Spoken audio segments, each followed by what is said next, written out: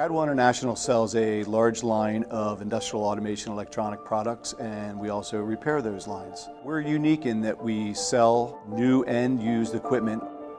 Radwell began selling online on the internet in the early days of the internet, and Radwell also began in the early days of eBay with its online store. When people walk into this building, they feel a certain vibe and energy, a pace at which we do things here. All of that is targeted towards growth. All that is targeted towards servicing the customer. There's always been a challenge in hiring for our technicians. We're constantly adding technicians to fuel that end of the business. There's definitely a labor shortage. We're having difficulty in filling some of the positions. We're getting quantity of candidates, but the quality of the candidates we're having some challenges with.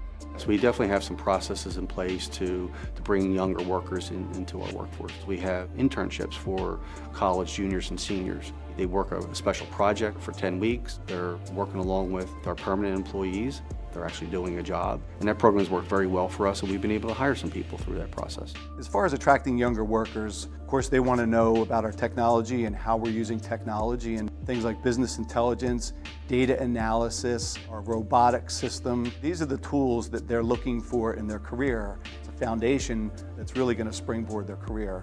Since there is a labor shortage, we have to focus more on retaining our employees. IT people, they like to stay on the latest and greatest technologies. They want to stay relevant.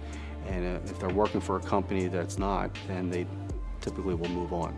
So we've been able to keep our IT staff in place because we're constantly adding new technology. We have a mentor program. The first 30 days that someone comes on board with Radwell, they spend time working with a mentor. People learn by watching other people and seeing what other people are doing.